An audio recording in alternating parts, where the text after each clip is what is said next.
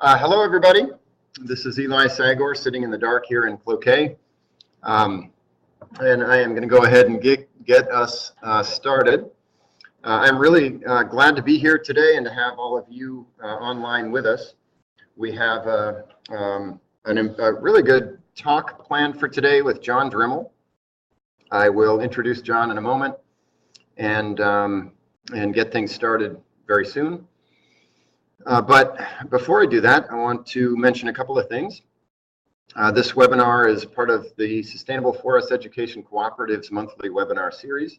We offer the series along with the University of Minnesota Extension Forestry team and are pleased to have that collaboration going. This has been a good series, and we're glad to be doing it together, and as I said before, to have you with us. We do post recordings of all of these webinars. Madison Rodman typically emails out a link to the recording just a couple of days after each webinar. So if you attended one or heard about a good talk that you were not able to attend, you can go to the Sustainable Forest Education Cooperative website and look for those recordings. We have recordings now archived going back several years, and there's some really good content there. So if there's anything you missed that you'd like to catch up on, I encourage you to do that. Looking to the future, next month we have a talk by Andy David. Andy is a forest geneticist with the University of Minnesota Department of Forest Resources. He's also the director of the Cloquet Forestry Center, where we are now. He'll be talking about forest genetics for the September webinar. So we hope you'll join us for that. I guess one more thing I want to mention.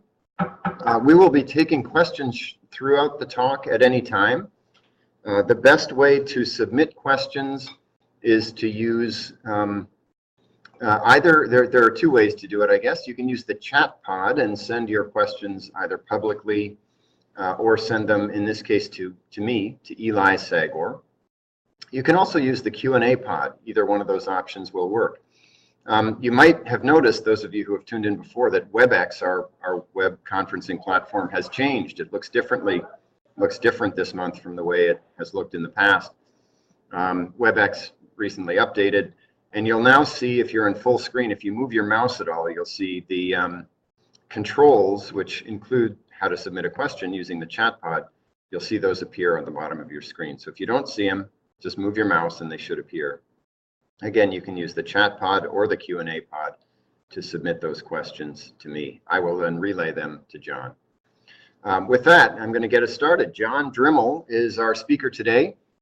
He is going to provide us with an update on the sustainable timber harvest analysis. This is a pretty high profile and important analysis of the sustainability of various timber harvest levels conducted with a report that came out this past March.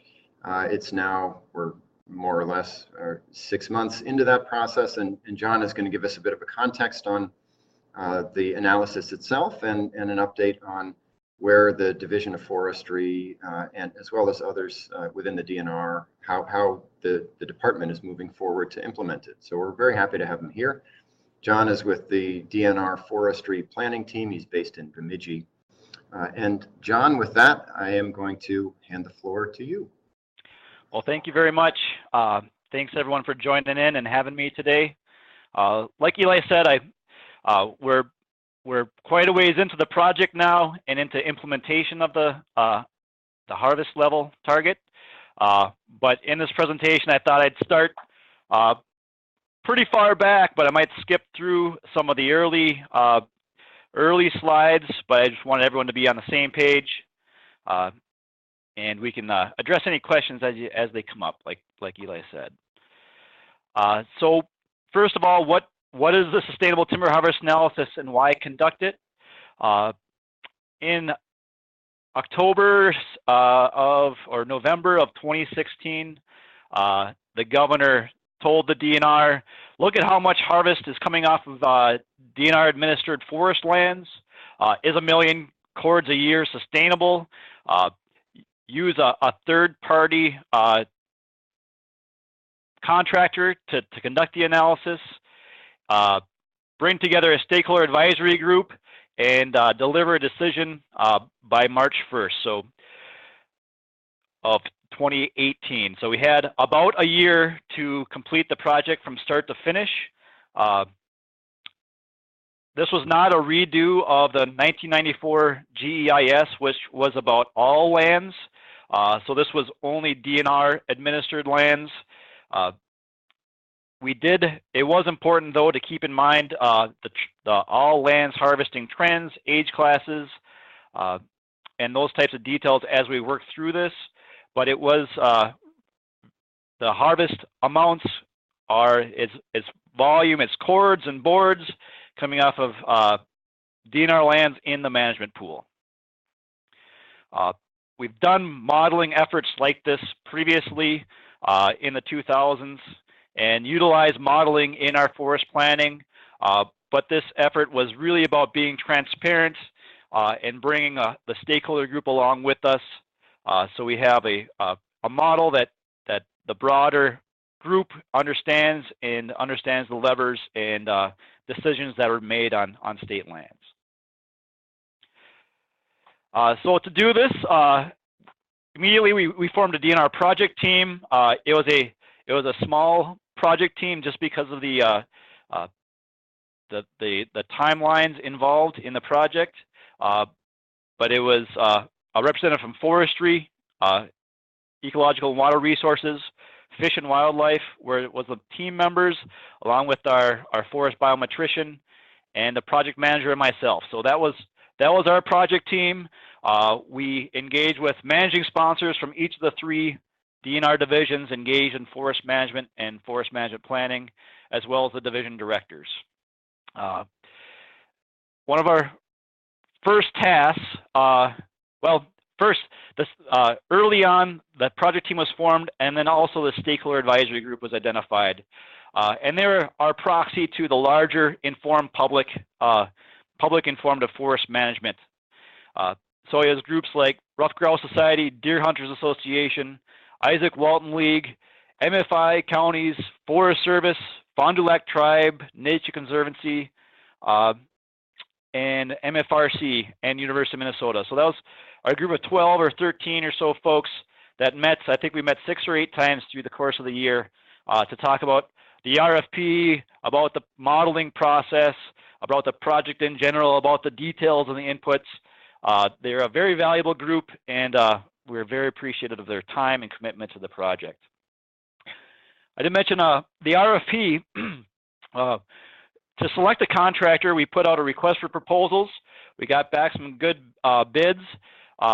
In developing that RFP, we're very open to new ideas. Like I said, part of this process was to look at new ideas, new ways to incorporate all the important things that happen out there in the forest into the modeling.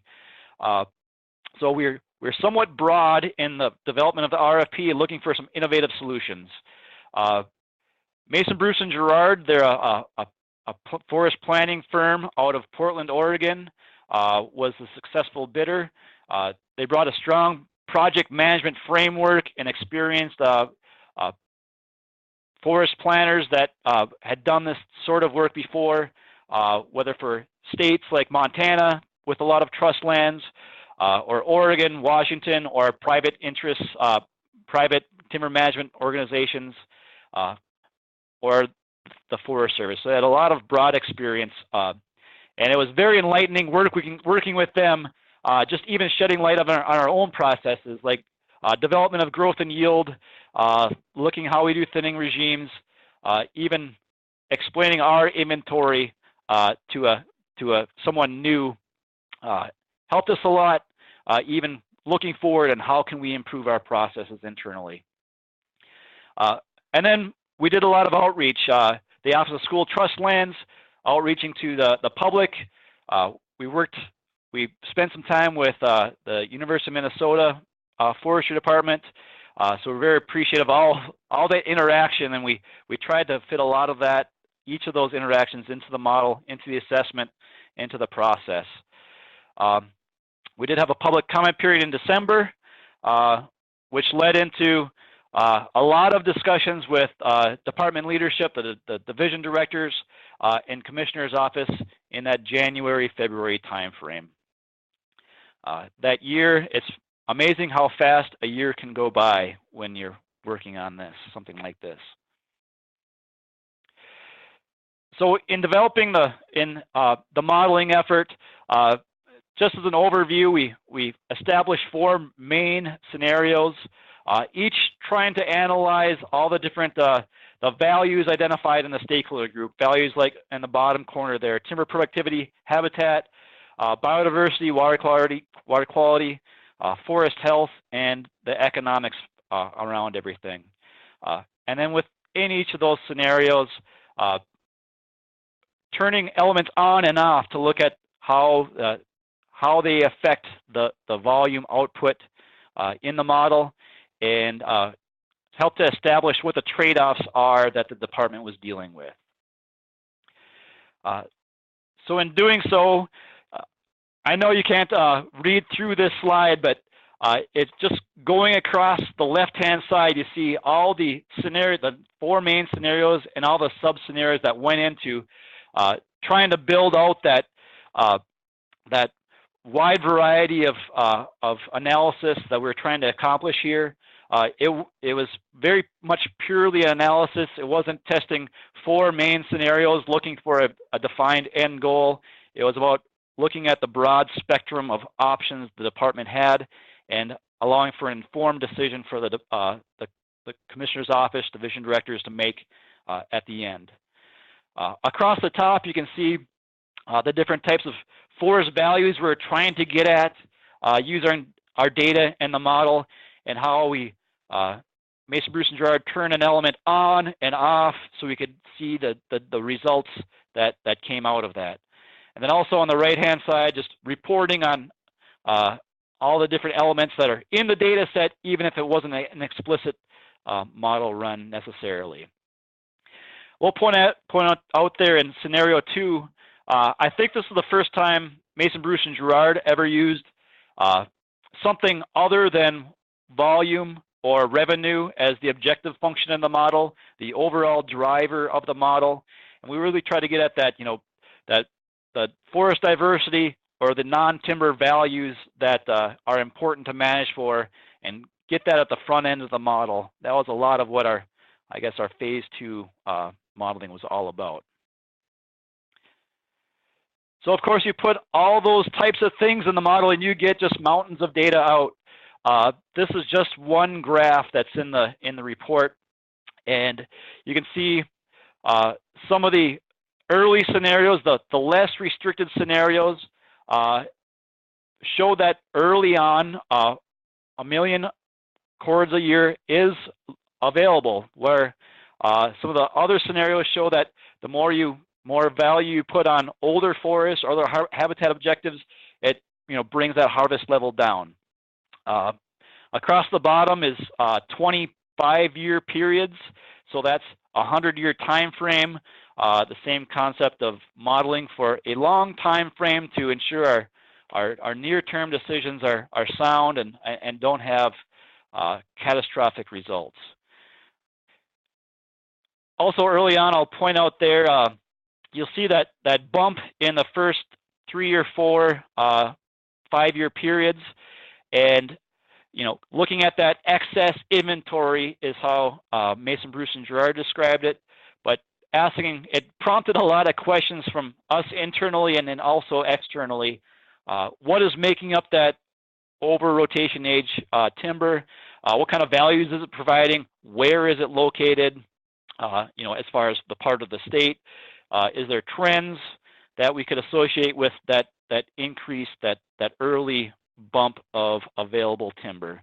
And then how do you put that to a context of the values it's providing and the decision process? So like I said, there's mountains of data that go along with that, and the team did a lot of analysis and even preparing for the division director's commissioner's office decision. Some of the key factors and a lot of what really drove their discussions was looking at what can the DNR managed forests provide biologically? What's the max amount they can grow? And then stepping that back on, then how you look at the trade-offs between biodiversity and that volume, or forest health, and incorporating elements like that into how you weigh those values against each other.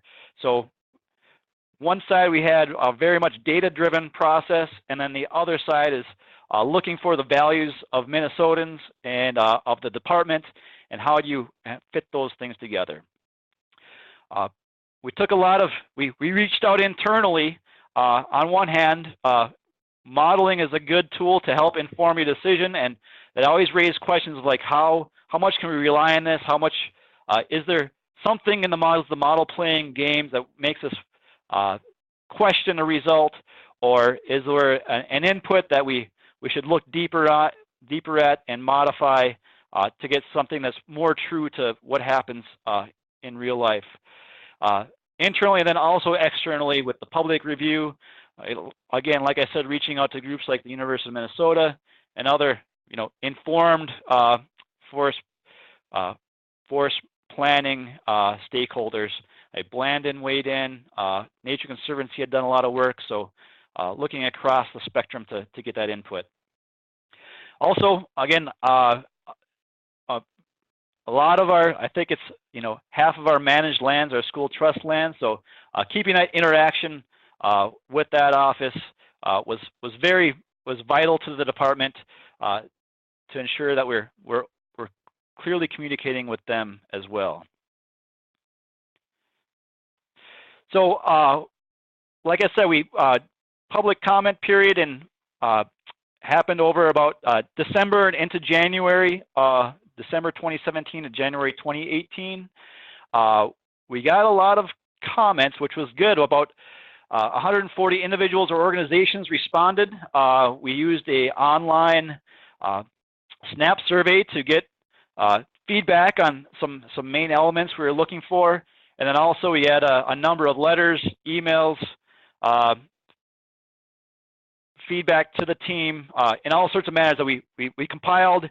And after we split into themes and split out some of the details, we had a spreadsheet with over 500 items that we were able to consider and try to incorporate. We got a lot of good feedback. Some we were able to incorporate directly, whether it be about how we're displaying data or questions about how we treated cover types. Other items we thought were important, but we were limited in whether it be our time, our data. I know in that big spreadsheet, like climate change being a long-term planning process, we wanted to incorporate climate change as best we could. We dealt with that through some assumed cover type composition changes over time. But there is definitely some questions about could we have done more, or how do you look at carbon sequestration? Some of those things we thought were important, but we weren't able to fully implement in this process. And then also we got a lot of value-based comments, which weren't necessarily for the model or the report, but good for us to communicate to the department on the values that folks have and how they use state forest lands. So in those discussions, like I said, that early on, that looking at the model results and how do you put that in the context, looking at excess inventory, for example, what's that made up of? And with leadership, we really got into not just an overall harvest amount across all species, but what does that mean by individual species or species groups? So as we had those discussions with leadership, we looked at our recent history, 5-year history from this time period of what are we doing currently, where is there opportunities for increases, where are we limited, and how do we fit that all together to have a comprehensive and strategic plan going forward. You can see, and it was not a big surprise. There's definitely some underutilized cover types out there like ash and white cedar.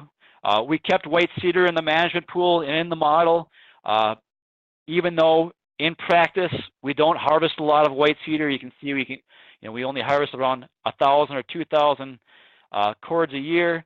Probably a lot of incidentals, but it is in our management pool. It's out there. It can provide valuable information, even for our utilization and marketing folks.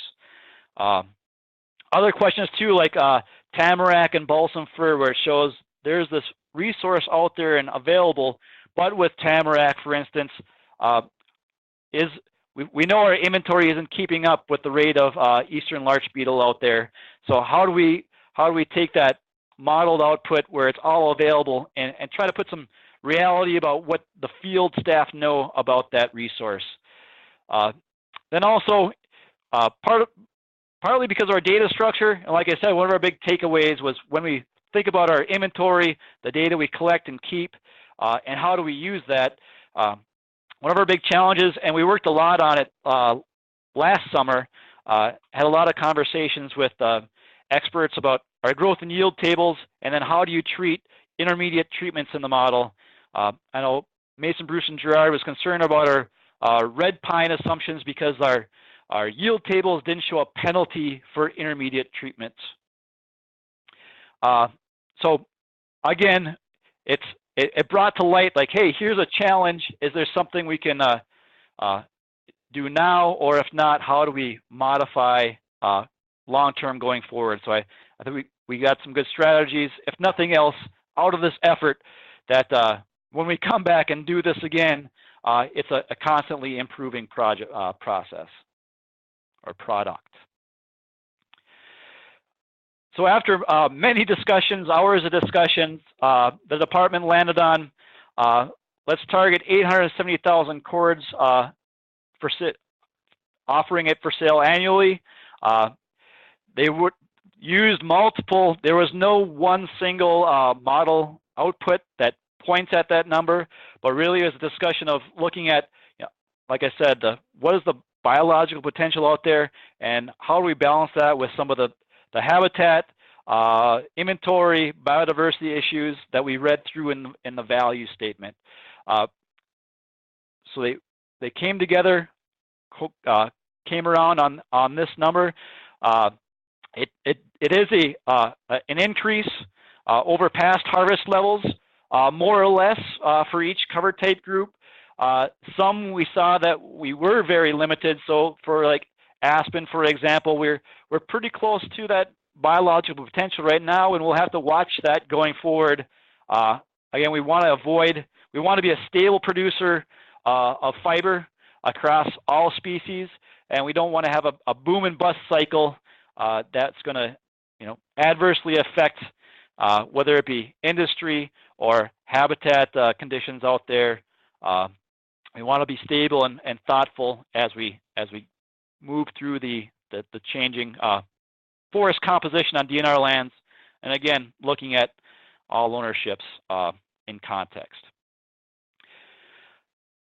Lastly, we came around to looking at ash and tamarack specifically, recognizing that tamarack has been undergoing some serious issues with eastern larch beetle. How do we stay in front of that, or try to keep up with that at least? Also with challenging markets for that species. And also ash, looking with emerald ash borer being imminent, how do we actively manage the transition of the ash cover type to increase the other species, other tree species that we find in that cover type? So the Commissioner's Office asked us to look at ways to do outreach with the logging community and with the area managers. Is there ways we can be innovative and think about how we make this resource available where markets and opportunities exist? So we'll look at potentially 30,000 additional cords or so available per year, and over the next 5 years, and then reassess at that time going forward in this 10-year time span of the analysis decision. So that's a lot about the 20 minutes on a year's worth of work of analysis, modeling, outreach, and coming to a department decision. I'm going to transition now to post-March and what we're doing now and how we're implementing the decision. All right, John, I'm going to interrupt for just a moment. This is a great time for us to handle any questions. I'll remind folks that the WebEx layout is a little different now from the way it's been every other month we've done this. To submit a question, move your mouse on your screen until you see a series of round buttons, or you may see them all the time depending on your screen layout. And you can either click the button with 3 dots and then select Q&A and submit your question that way, or you could look for the little speech window and use that to send your question to Eli Sagor, and I will relay those to John. Any questions here in the room in Cloquet? All right, one, John, that's on my mind. I'm going to throw it out because it may take a moment for others to type questions in.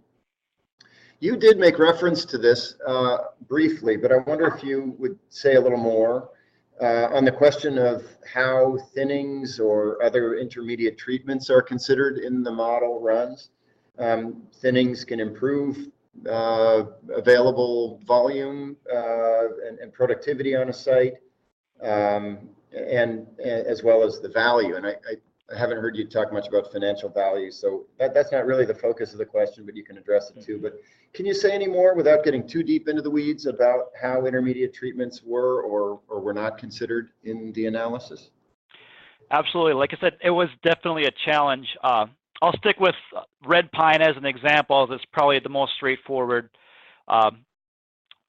We made a red pine of acre available in the model at age 25, and for thinning, up to 6 thinning treatments to the final rotation age of 65 or 70 on trust lands, for example. So that made it available for the model, and in each thinning, the challenge with our data is we don't. Hank, Mason, Bruce, and Gerard would have loved to model at the tree level, but since we don't keep that level of detail in our inventory, we're scaled up to a cover type. So when the model chose to thin an acre of red pine, the first time it thinned, it removed like 8 cords an acre. The second time it came back and grabbed 10 cords an acre. Third time, 12 cords an acre. And then a final harvest, which depleted the volume determined by the growth and yield table. So we try to get at that increasing value of each thinning, but at the same time, although we're optimized on present value of tree species, that economics baseline assumption for pine didn't change in the model as each of those thinning treatments happened. And we didn't also model our yield tables don't show a response to either a depleted inventory from the thinning treatment or an increase in growth. So, like I said, that was one of our limiting factors in this effort. It followed a lot of the methods that we had used previously, and we were just not able to come up with something more nuanced for this effort. But that said, it is definitely influencing the Division of Forestry's inventory efforts going forward and how we're keeping that data so that we can get to that level of showing that response both for volume and value for future modeling efforts. Thanks, John. Question that came in online: how was overall mortality figured into this analysis? Was there any attempt to capture mortality other than ash and tamarack? Sure. So in the growth and yield tables, again, not trying to get too deep, but of course, based on FIA data and our inventory data shows that, per site index of a cover type, you get that growth over time.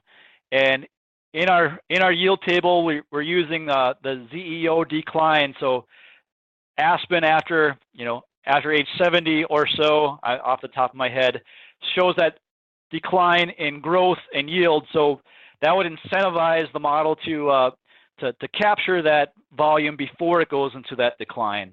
That's as best as we were able to incorporate that sort of mortality factor in the model.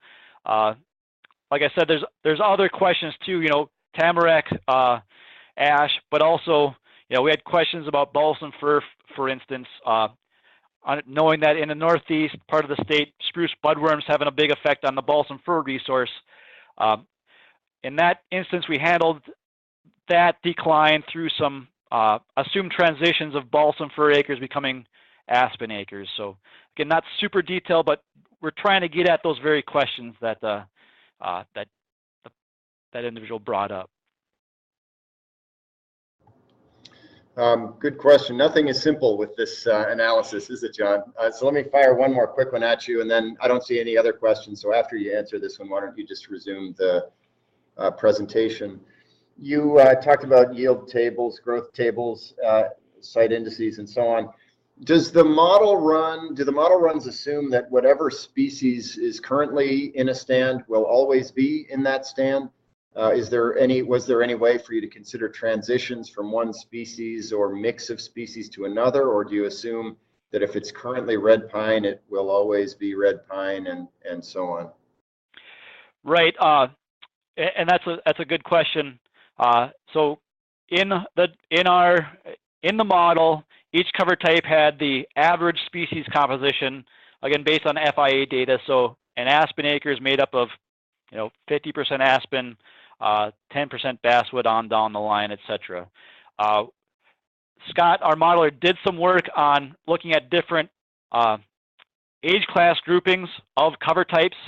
So we're able to nuance that a little bit on how an acre of a cover type looks like going through those age transitions, and then also in our cover type change assumptions going from one cover type to another. We use some native plant community information and moving it from one cover type to a next, which would then also change its average makeup. So again, maybe not as detailed as one would really want, but trying to get at that changing forest that we all know is out there in real life. So I will drive on, and the second. Now we're at we have a decision now. How do we put this in place? How do we go through and put that on the ground? We identified some real near-term issues. So this was March of this year, 2018, and we were set to put this into place in fiscal 19, which was April, May, June, only 3 months away for July, the beginning of the fiscal year. All our exam lists were modeled around 800,000 cords availability, so we knew we had some work immediately to do some replanning statewide. Also, a second big task, when I showed you that big table with all those different scenarios and all the data in there, the Mason, Bruce, and Gerard staff actually went out, bought additional computers, and had broken up the statewide model into 4 pieces, and each one of those pieces took 24 hours to model, and then they pulled it all back together again. So needless to say, it was not as efficient as we'd like. And you make a change in the model, and you see how the model reacts to it, and then it's days later before you compile the data again, and then scratch your head and say, did that emulate reality closer or further away? So let's take that model. Let's strip it down to make it a more efficient model. Still getting at the important details out there, but something that runs a little quicker. One of the big questions or desires of the department was, let's use this model and answer questions about baseline model runs for any different number of ways. School trust lands being an important one, and also our implementation through our planning process. What is the standard? What is the planning unit model to use for each. Again, which is the last item there. How do you put this in a new model run out there on the ground, and how you do it effectively, maintaining those non-timber values and spatial considerations for habitat or economic interests out there on the ground. So to do that, like I said, the first thing to tackle was how do we adjust our currently planned exam lists coming up right around the corner. So we did some analysis on what we had out there currently planned. How does that relate to the decisions, volume outputs? We had to make some assumptions on yield per acre, augment those exam lists with additional acres, and then one of the biggest changes, like ash had a huge increase with that 30,000 cord additional initiative. We decided that let's incorporate that immediately on the front end in the planning effort to get us off on that right foot. So we did that. This is a statewide picture of exam lists, stand exams on the books, if you will. The forestry area staff went out and at many times looked at currently planned acres and brought them forward into fiscal 19 or 20. And a lot of other instances, it made sense for an area to look at an adjacent, say, ash stand next to aspen and bring that in new to the process. And then after we did that, we put all that out for fiscal 19 for public review, internal review, and the areas have that now and actually have begun working on their fiscal 19 exam lists. We did the same process with fiscal 20. Right now, we're going through interdisciplinary review on the fiscal 20 list and expect to have that all for public review this winter sometime.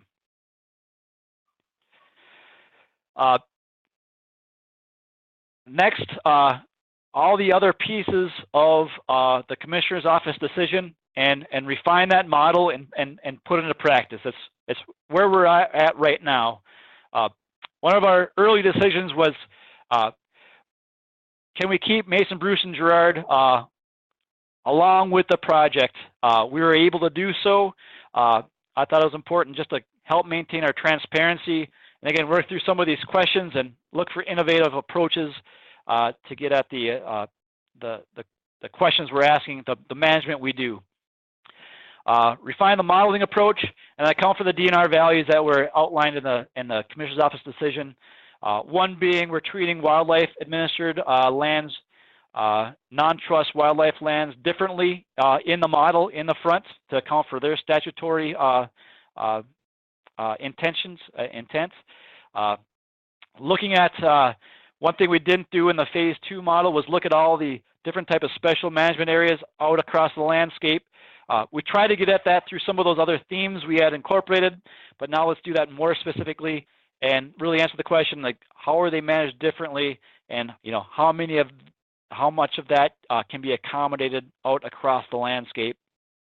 Then also aspen, as you saw, aspen was near the top of the volume harvested. How do we maintain some minimal amount of old aspen out there on the landscape to account for some of these other habitat and diversity desires that are across the state? So to do so, we reached out again. So forestry had that first task of look at ways to adjust a current exam list. We also reached out to Fish and Wildlife and EWR staff to say, how do you coordinate with these special management areas on the ground? How do you look at your WMA, and what are the goals, and how do we incorporate those goals into the forest model?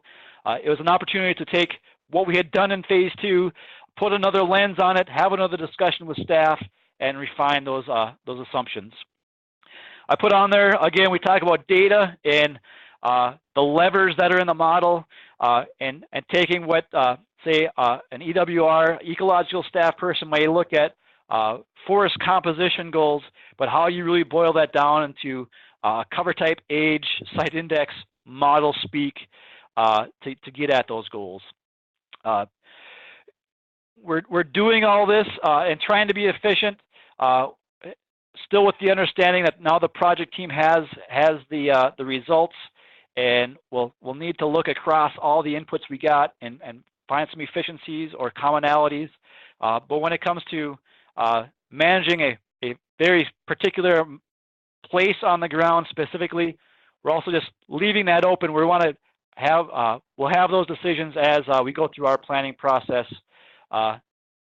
with an interdisciplinary group and at that time. So some of that coordination is still to come, and we're testing the model capacity to accommodate as much of this as possible.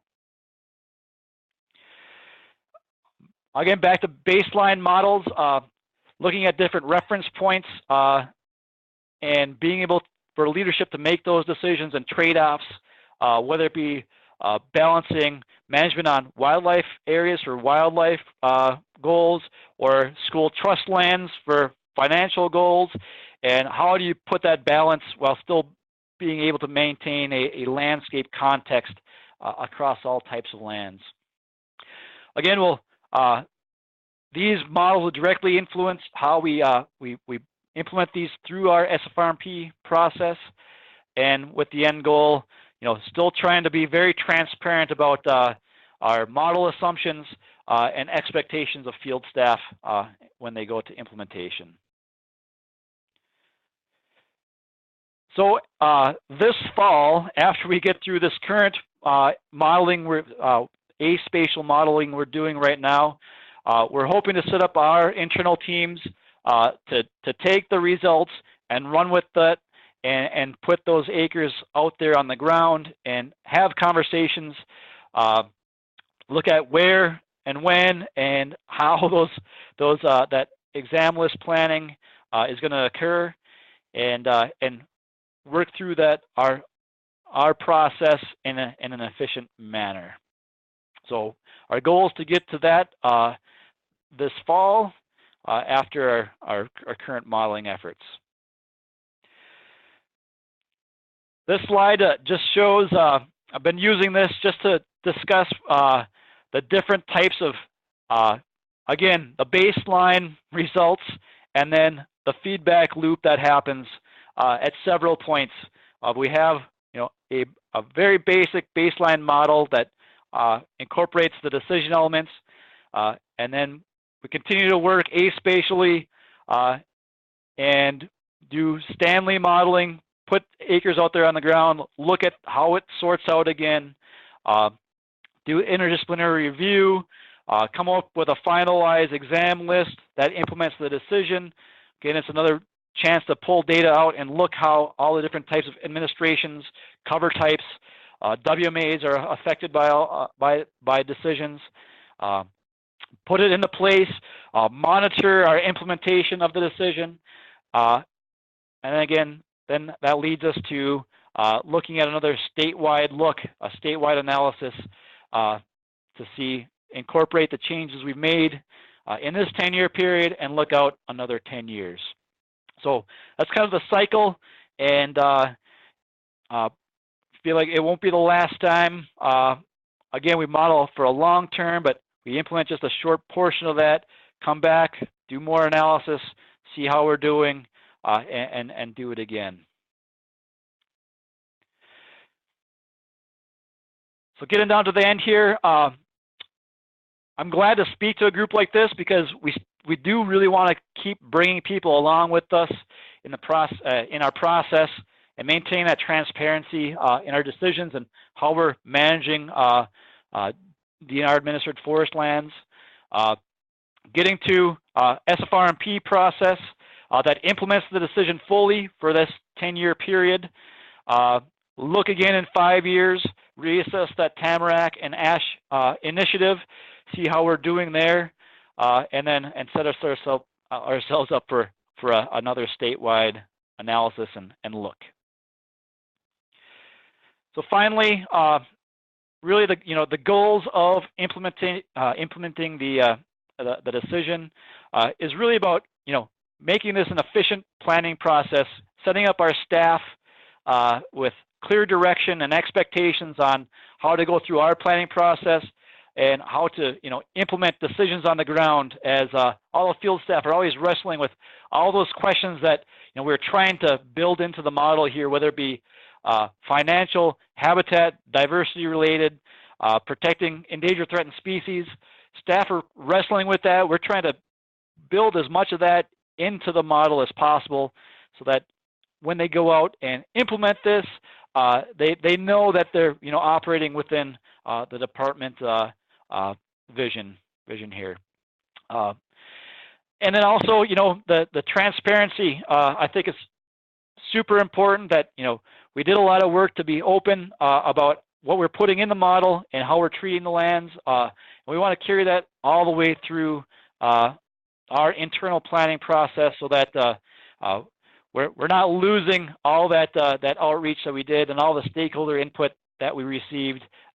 We want to be very clear about how we're treating lands in the model and in the results that gives us. That is my presentation. I guess I will point out we still do have a contact set up that goes to this email here, and also a website that we maintain. We'll probably keep this up to date as we get large events or big decision points as we work through that. We'll keep this website updated. The phase 2 report and the DNR decision is still available here, along with some things about public comments and frequently asked questions. So that's all still available through the DNR Forest Planning website. And like I said, we'll maintain that. And at the bottom here, we can also, this is where you sign up for to get notified when we've put a message out to the public. Eli, that was my John, thank you very much. This was a really good, informative presentation, and I appreciate your preparing and delivering it. We have a little bit of time left for questions. It's about 10 minutes before 1. Perfect timing for some Q&A. And I will open the floor up for those questions now.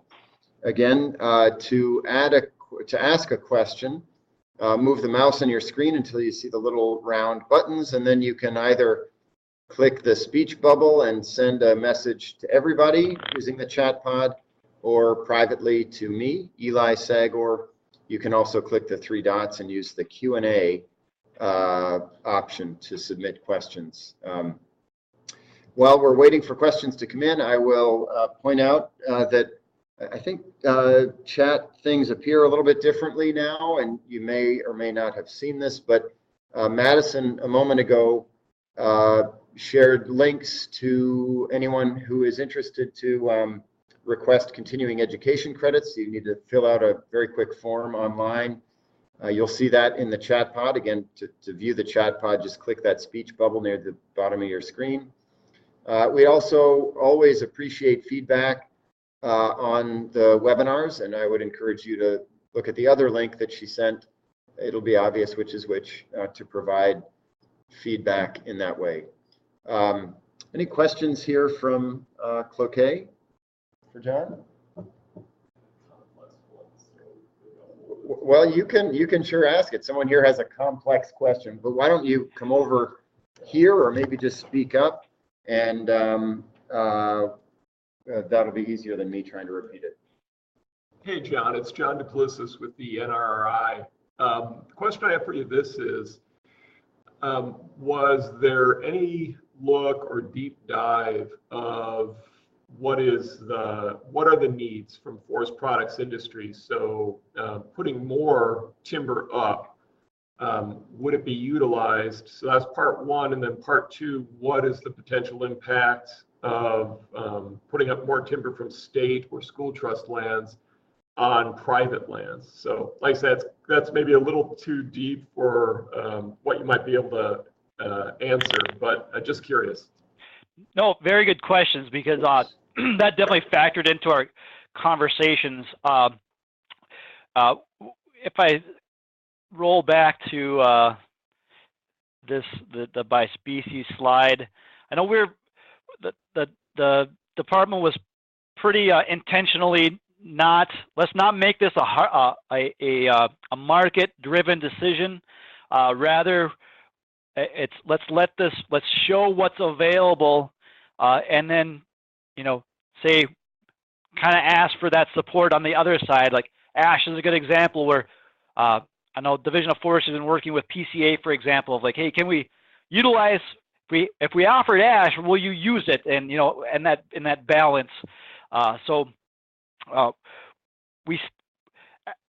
Short answer is we stayed out of that market-driven discussion, but I know that Doug was on our team. That was very much in his mind to see how is that going to relate when we go into implementing this decision. And one thing he'll want to avoid is having too much sold but uncut volume of a species on the books, which would then lead to operational problems. So it's something he'll track. We did get some public comments too about this state versus private land interaction, about if we drastically increase volume harvested on state lands, is that going to have a negative impact on private lands? When it came down to the final decision process, I think the feeling was we weren't drastically increasing any particular cover type to an extent that we expected to have immediate or ill effects on private marketplace. That said, the other side of the discussion came up where, say, Forest was very intentionally looking at the PFM work that the Division of Forestry does, and to continue, that outreach and working with the private lands and the PFM foresters to encourage stewardship plan writing and active management on private land. So where it's not directly in here, it was definitely in the conversation, and a commitment to keep working with private lands was a result. That was a great segue, John, to a question that we received here a moment ago from St. Paul. The question is, with an increase in timber harvest goals, what capacity do existing foresters have in putting up sales? Are additional full-time equivalent foresters, needed to meet the goals? Yes, another great question, and another one that also came up in conversations is how much, looking at all the work, say, like our forestry staff does, never mind the coordinating staff from other divisions, how does this impact workloads? Again, the department stepped back a little bit, thinking, let's think about sustainability of the forest. Then we'll start having those conversations about staffing levels, how we use time, how the staff time is used, priorities, and that sort of thing. So I'd expect Forrest and Craig and all the department leadership to continue having that conversation, especially as we put this into place and see how that affects each individual area, for example. Thanks, John. I am not seeing any other questions at this time, so I will keep an eye on the chat pod, see if any others come in. But I'll ask one more time from Cloquet here. Anyone want to throw a question into the mix? All right, quiet group today. Unless one comes in quickly, John, I'll thank you again for your time in preparing and delivering this. I think this is obviously a really important process as we consider statewide timber supply and also the management of our this very large state-owned land base and the many different values and services and products that it provides. So I really appreciate the update.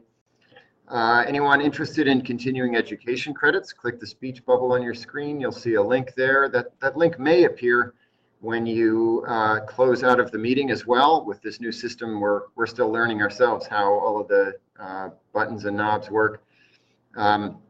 But do look for it in the chat pod. We always welcome your feedback. You'll see that link in the chat pod as well. I'll remind you, as I mentioned earlier, that next month's webinar will feature Andy David. Andy is a forest geneticist, director of the Minnesota Tree Improvement Cooperative. The title of his talk is Genetic Impacts of Harvesting and Regeneration.